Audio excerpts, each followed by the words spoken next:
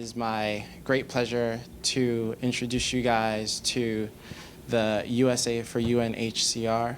This is a group that has supported refugees through their partnerships with UN High Council on Refugees and the partners of the UN High Council on Refugees. They work diligently to provide support, food, shelter, water, safety, and protection to displaced peoples. And to tell you a little bit more about the group and Project Hive, which, by the way, was one of Fast Company's 2017 most innovative companies. So we are in store for a treat today. Without any further ado, Shion Ishikura, who is the Major Gifts Manager for USA for UNHCR. Thank you so much for having us here today. We're really excited to be here, especially given Google's partnership, which we'll talk about in a moment. But I just wanted to let you know, first off, of course, we have a hashtag, and that's Google Talk Refugees, and you can find us on Twitter at UN Refugee Agency. So if you feel so inclined, please do give us a shout out online. So we're going to be talking about the global refugee crisis to start out, and then I'm going to talk about the work of the UN Refugee Agency and USA for UNHCR, and this is going to be followed by a presentation of the Hive, which is a special projects unit of USA for UNHCR and what they're doing to unlock a larger American audience to further the work that we do. And then my colleague Nick is going to talk about Google's partnership, and then we'll also have time at the end for questions. So just to start off, I don't know if you've heard the latest numbers, but over 67 million people have been displaced because of violence, conflict, and persecution. This is an unprecedented level of global displacement, the largest since World War II. And just to give you a sense of the scale of the crisis, 24 people around the world are displaced every minute, which means by the time we're done with this 45-minute presentation, about 1,000 people would have been forced to leave home. And of course, behind all of these numbers are countless stories of hardship, grief and loss, and just the struggle to rebuild lives. So these 67 million refugees and internally displaced people mainly come from 15 active refugee emergencies, and here you can see that on the map. I'm sure a lot of you have heard about the Syrian refugee crisis, so I'm not going to get too into it, especially given Google's work on the Searching for Syria website, which if you haven't checked it out, I highly recommend it.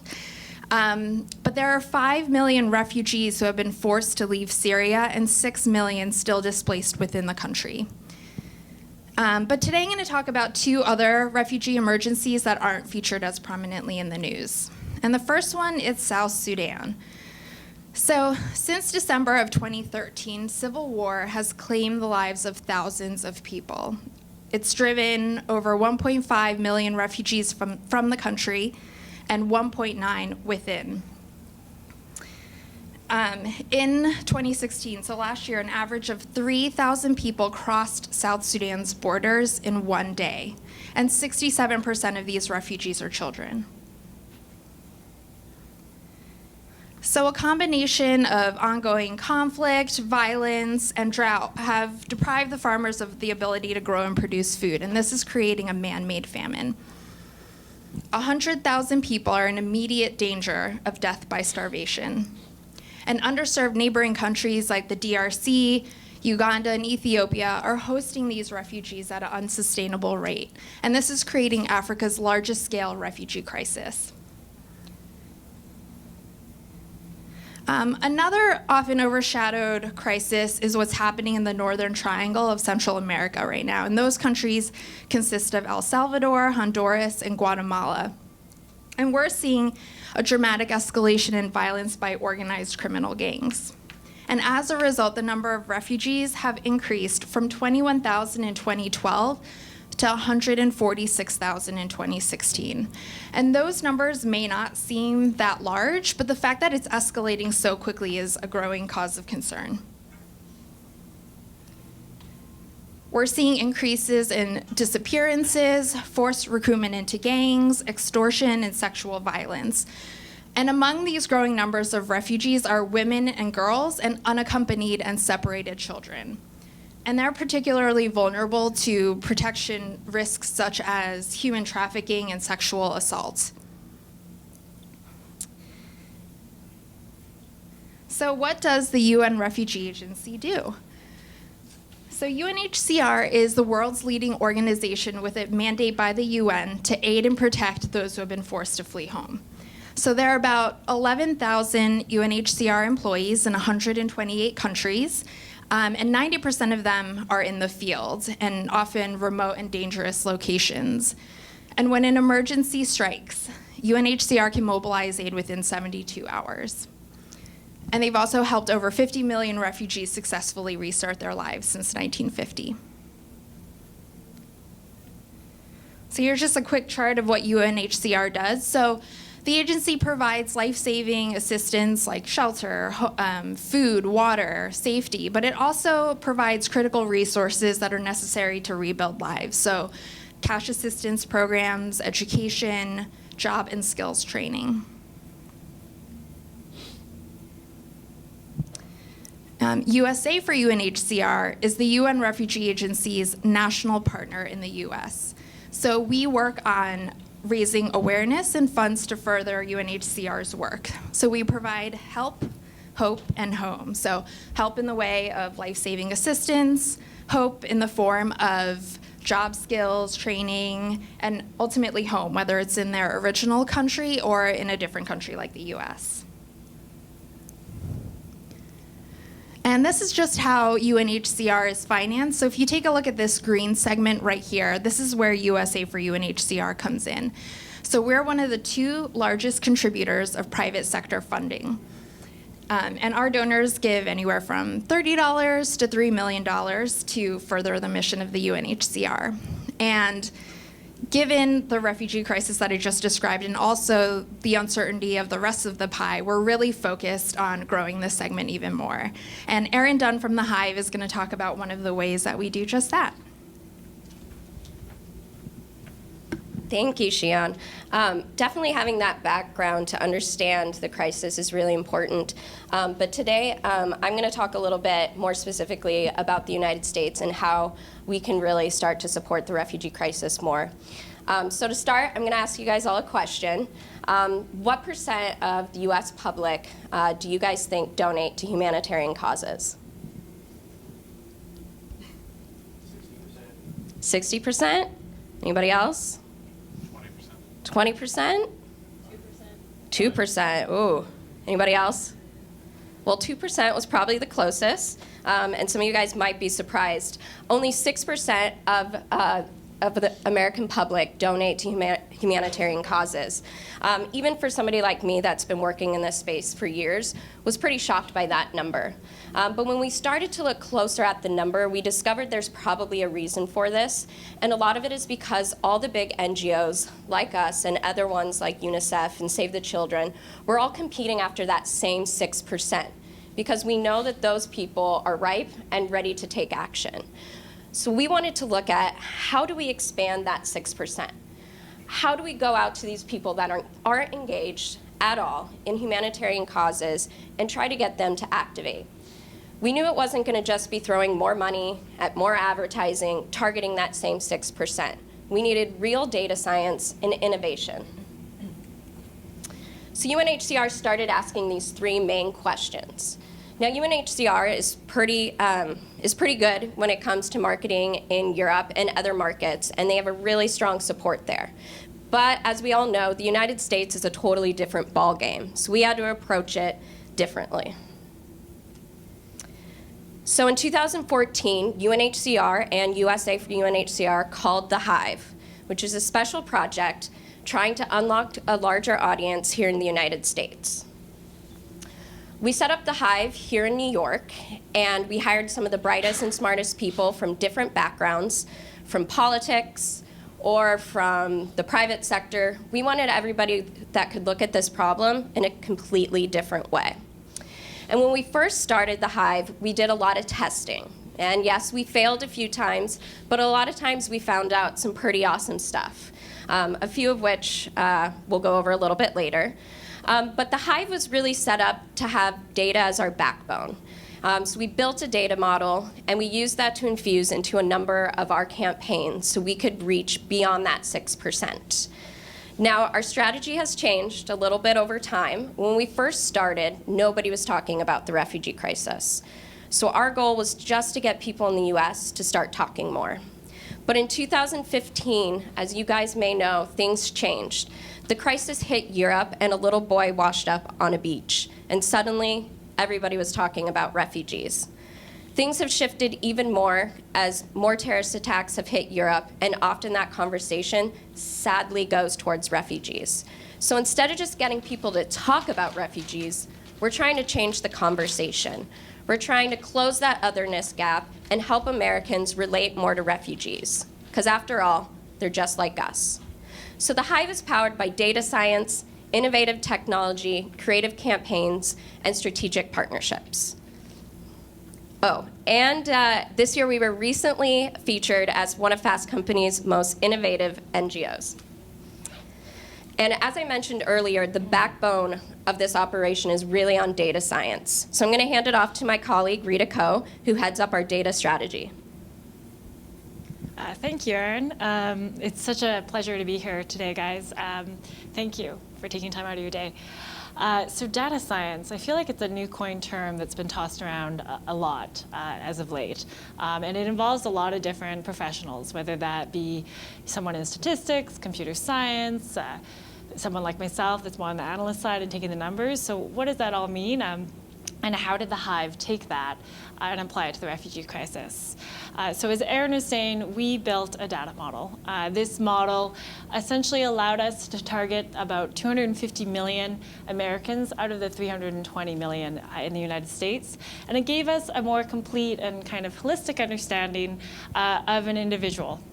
And so now we were able to see beyond just the demographic variables of age, gender, income, and so forth, but we were able to see more of their attitudes, their purchasing behaviors, and we were able to see, whether they would have an affinity to engage in the global refugee crisis and support our efforts. So what is predictive modeling? I'm sure this concept is certainly not a new one for the folks in the room today. It's essentially the process of taking data and defining and creating predictions about the behavior. In our case, at the UN Refugee Agency, the desired behavior is obviously someone that's going to support our efforts in addressing the refugee crisis, whether that be through donations, whether that be through awareness and advocacy. And so what we did was we took that desired response and we created that as our target variable. We said we would like John Doe, who lives in California, to engage in the refugee crisis. And everything about John Doe, whether that be his age, gender, income, household, where he lives, all that becomes the predictors. And from the target variable and the predictors, we ran statistical algorithms to determine the association between the two. And then from that, we're able to see individually of the 250 million Americans how they were likely to engage if served the right messaging on the right platform. So how did we build this predictive model?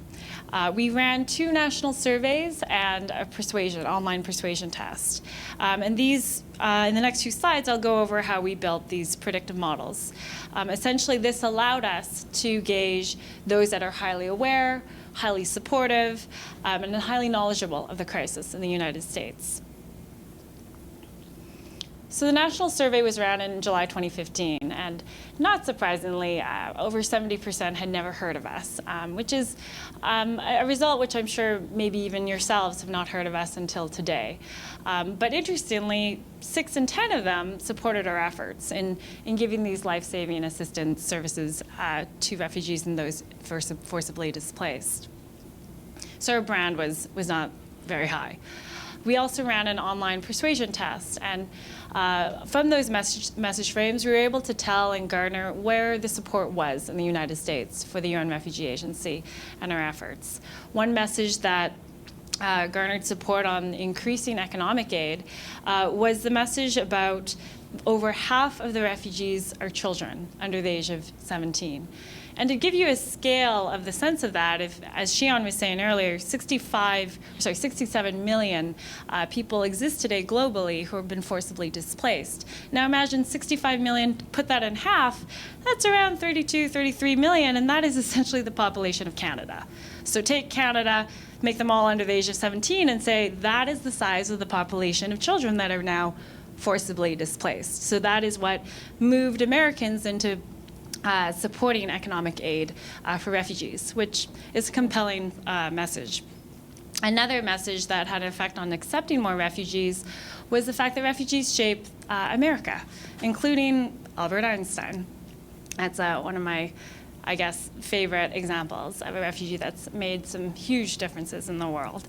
So we ran this message test, we ran these surveys, and we have all this survey data. How did we use this data to build the models? Well, we took all the respondents and we appended the demographic information. So you can see on the table here, we have our different scoring, and we were able to append lots of variables. This is only gender, age, and income, so it's not a true example of the sheer amount of data that we had available to us. And we essentially took all that data from the survey respondents, and we narrowed the variables using a statistical method called lasso, in order to determine which of those variables were the most predictive. After that, we ran logistic regressions, and from there then we cross-validated the model to make sure that it didn't overfit and it generalized across different samples. And then from there, we were able to see those that were highly supportive, highly knowledgeable of the crisis, highly aware, and those that had a willingness to be contacted. So from there, we were able then to append scores to each of the individuals on our file, which is about 250 million. You'll see from this fictitious supporter here, Joe, he will have had all of his demographic information, but in addition to that, the 5 scores. And so support, obviously, for the crisis, 8 would, a high score, obviously, being a high probability. And then a lookalike would be someone that looks like our current donor and is likely to make a donation and support our efforts.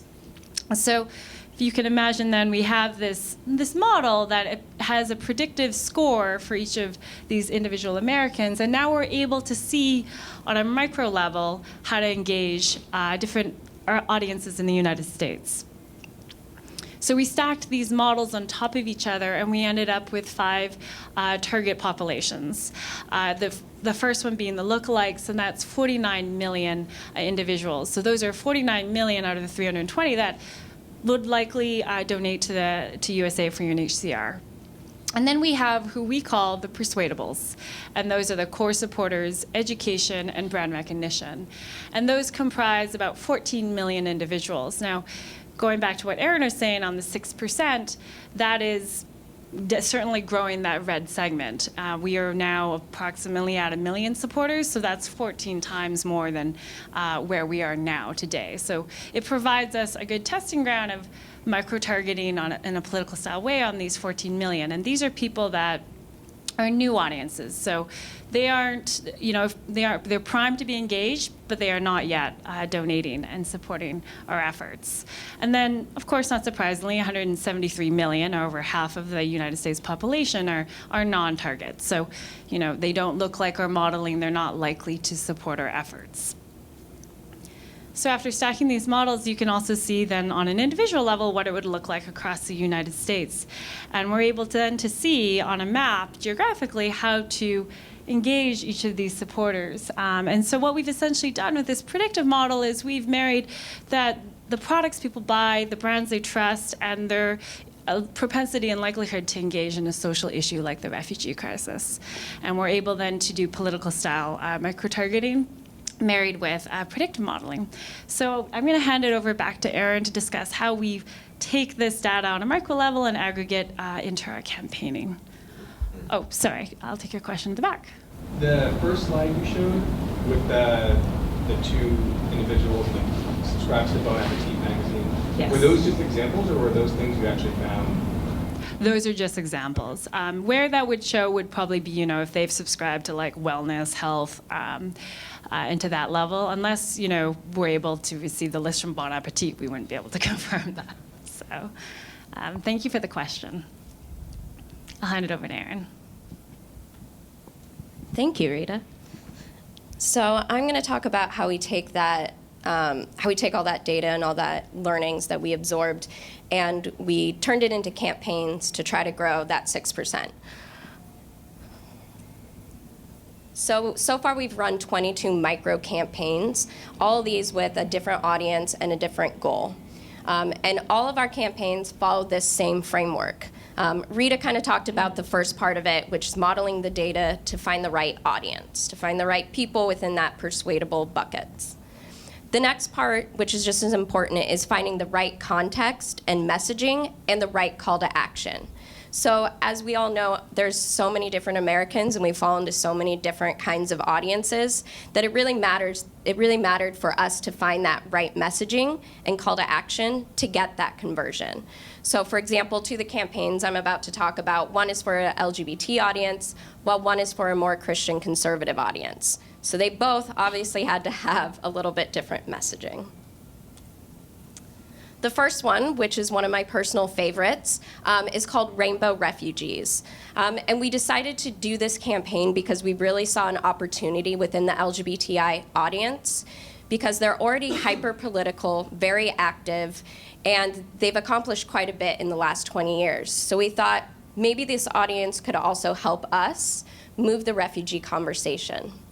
And at the same time, there happens to be a major LGBTI refugee crisis, which few people are talking about, especially in the media, because it doesn't fall into the Syria storyline.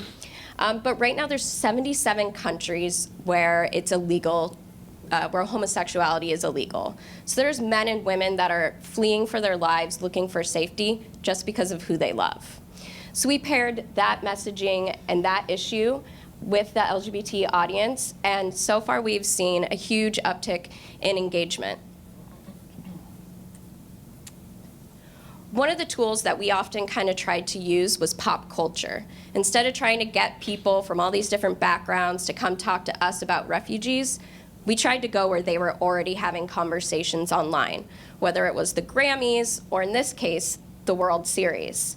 So 2 years ago during the World Series, we took a look at some of our big numbers and some of the big numbers happening around baseball, and we quickly found something that was pretty unique.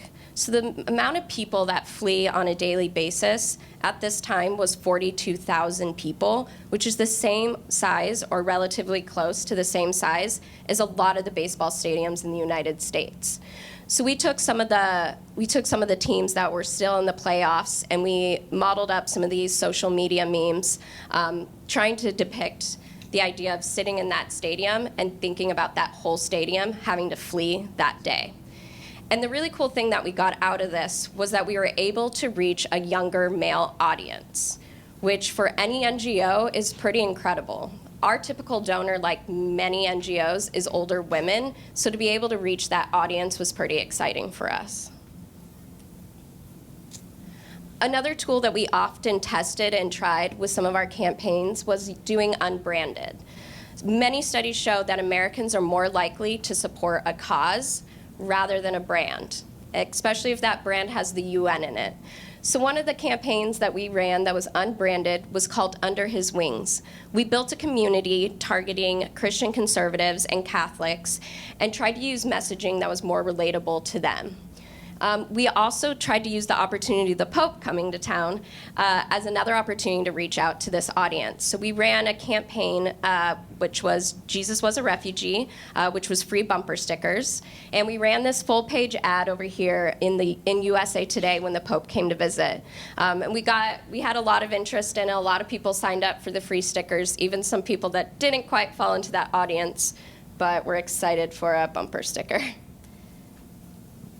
Beyond just campaigns, we also have been building some digital tools and different products. The first test into the product world, we did refugee emojis. So this is the keyboard that we built with a partner. And so far, it's been able to help us kind of have a new way of engaging a younger millennial audience. And it's also been helping us with some of our data science. Currently, there's a lot of studies going into sentiment and being able to kind of look at social media and get sentiment scores based on emojis. So this has been helpful as we kind of look further into that. And last but not least, we are working currently on launching a new product using Facebook Messenger's new bot technology. We're working with a special partner to slowly scale up a new product that would allow users to have a more intimate and meaningful engagement with a refugee-like character. So this will allow people to kind of have a one-on-one experience with a refugee and, in a way, walk a mile in their shoes. So we are launching our beta version next week with World Refugee Day. If you guys didn't know, World Refugee Day is June 20th. So if you go onto our Facebook next week and you chat up our chat messenger, you can go through the experience. But just to warn you, it's just our beta, so we are still testing, and you can definitely expect more if you watch this space. So with that, I'm going to turn it over to my colleague Nick, who oversees our corporate partnerships, and he's going to talk about the amazing support of Google and how you guys can get involved more. All right, thanks, Erin, and thanks to everybody who's, again, taking time out of your busy workday. And I know we've had an opportunity to talk a little bit about the great needs that UNHCR is facing, the work that UNHCR is undertaking, obviously the unique and innovative work of the Hive. But I really wanted to talk about the great work that Google is doing and has been doing since we began partnering with Google in 2015. So just for some context, since 2015, Google as an institution has provided over $3.8 million in critical funding for UNHCR's programs, in some cases specifically focused on the Syria response in the surrounding region, countries such as Jordan and Lebanon.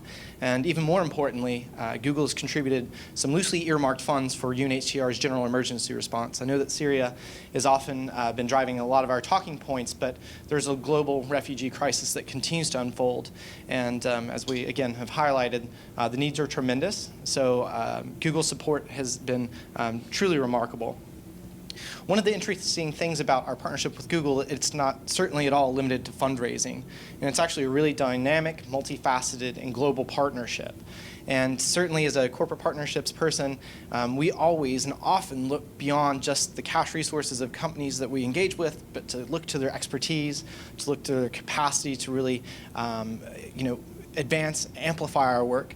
I think one really great example is the Searching for Syria microsite that I know has been mentioned. In many ways, we're trying to re-engage the U.S. public in a very different manner. And the Searching for Syria site has allowed us to humanize, to show exactly what life is like for people living in these really difficult conditions. Certainly the mirroring of Syria before and after the war is really remarkable.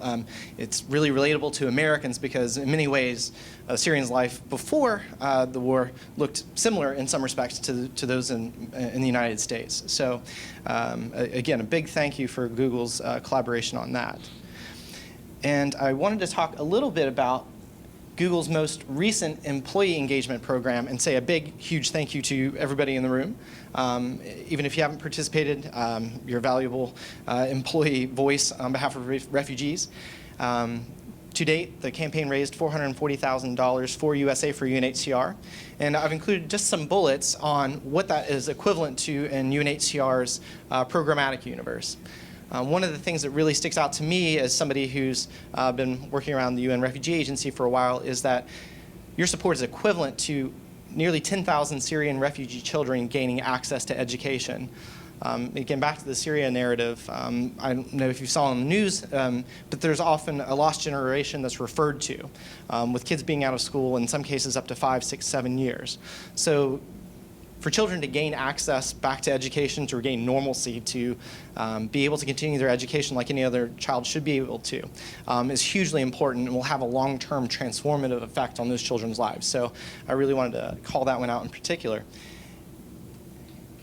And beyond just the thank you, which I think if anything else you take away from my portion of the conversation is, again, thank you, is just some additional ways that you as Google employees can continue to help. I know we've talked about Searching for Syria. If you haven't already done so, please do share with any of your friends, colleagues, acquaintances, because they can become valuable allies overall for UNHCR's work in the U.S. Continue to please to commit to workplace giving. I know that there's a variety of institutions that you can choose to support, and we've been fortunate enough to be chosen by Google employees at such a wonderful level.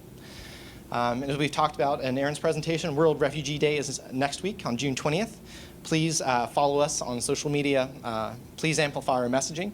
It's really awesome to have, again, an audience with you guys in such good timing, so we can highlight that. Please visit our website, and there's a URL here, that can direct you to some additional ideas of how you could even involve your communities in fundraising awareness activities. And again, lastly, please continue to follow us on social media. And with that, I'll just skip over to the last slide and open it up for questions. Please use the microphone.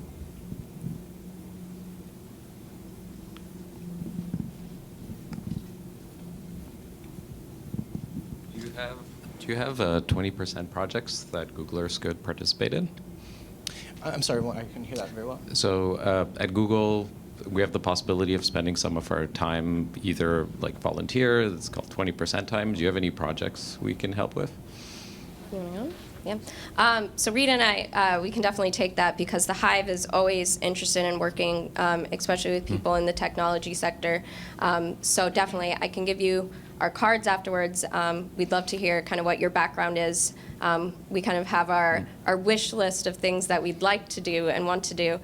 So usually we can kind of take what your background is and try to mirror it with one of those projects. But yes, thank you. We would be extremely happy for that. Yeah, and we also have like an internal website where people can, different nonprofits can put a bunch of volunteer opportunities, and you can write down a set of skills and all the rest, and then after that, all the company will have access to it. So. Great, and if I could just add to Erin's comment, we are constantly looking for data scientists or those that you don't call yourself a data scientist, that you could have the skills of a data scientist that can look at our data sets and assist us. I'm just going to hand the mic over to Kevin.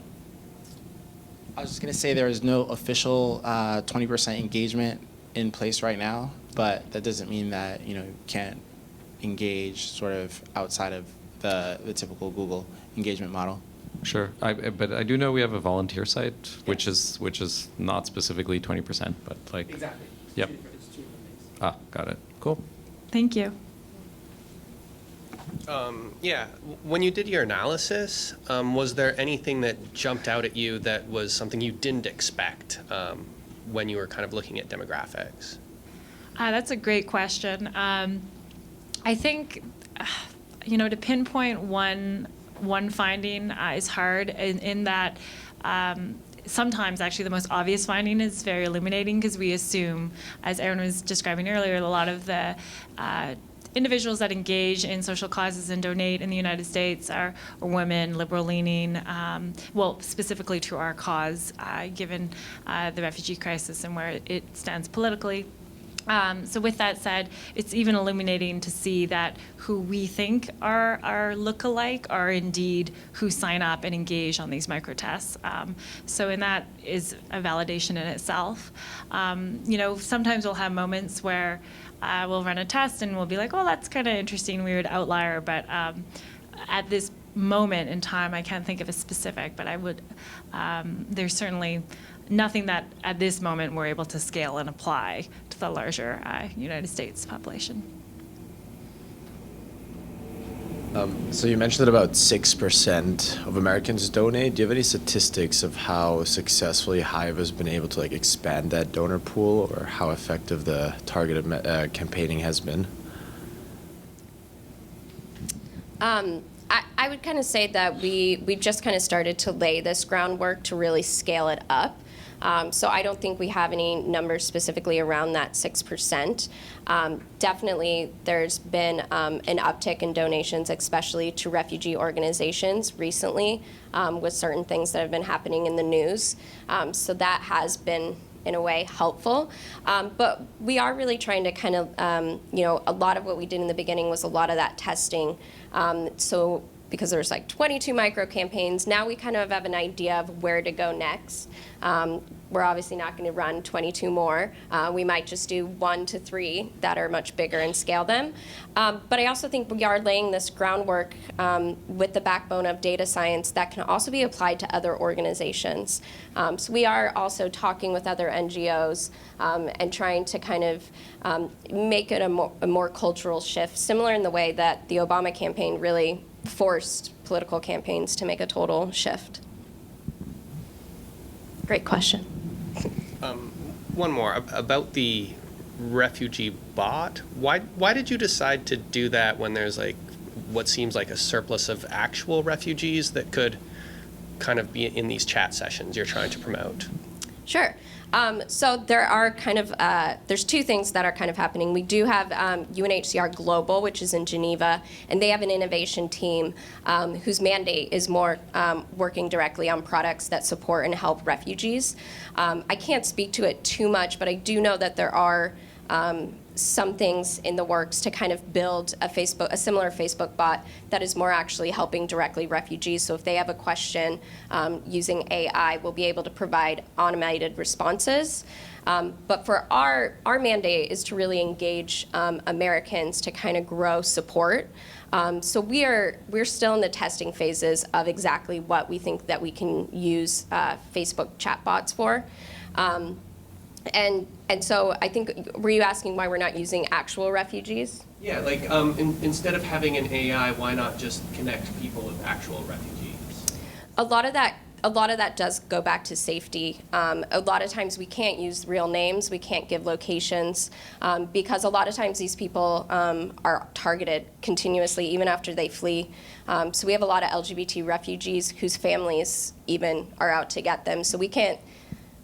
A lot of times they're reluctant to put their names out there on a large scale in public. But we do use a lot of their stories and a lot of their stuff to kind of create those, to create the personas. Sorry, just a quick corollary to that, because I think it speaks to a larger issue that you're perhaps raising, is UNHCR very much does engage directly with refugees. In some cases, there are small level, pilot level, I'd say, entrepreneurship, coding opportunities that are happening in different locations through the world, beyond just sort of the refugee response and bots. There's a lot of other interesting programs. But yeah, shoot us a note offline. I can follow up more if those sound interesting. Slightly similar, but response. You guys showed the sentences that kind of cause people to donate more and less. I was just wondering if there's a theme among those, like guilt, inspiration, like tying it to something they may be able to relate to, like what that looked like. I should preface that survey was conducted in July 2015, and so those message frames obviously have changed dramatically since the 2016 election. And we did recently run a message test, and we are still in the process of analyzing those results, but certainly moral and compassion is a theme that resonates with Americans and changing behavior and increasing support. And I'll just hand it over to Erin, as she took a key role in that pilot. Yeah, as she said, we're still kind of analyzing and going through all that data, but we did more recently, a couple months ago, run a new message test, and I think Rita already kind of hit the nail on the head that it is moral compassion. Calling on Americans and saying, America, we're compassionate, we're giving, let's not turn our backs.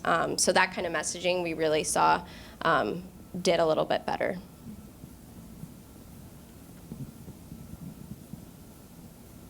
Any other questions? Okay, well, thank you so much, everyone. Yes, thank you. And obviously, if you guys have any other follow-up questions, if you're interested in anything specific that we talked about, feel free to follow up. We brought cards.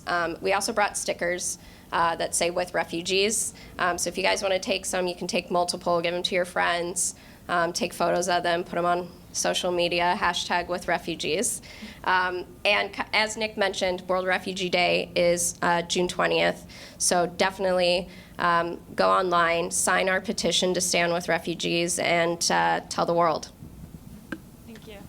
Oh, and back to Kevin, our wonderful host. I was just going to say, on behalf of everyone here and the employees of the New York City office, thank you guys for coming. Thank you for sharing your story. These guys will be here for a little bit longer. That's it. Thanks.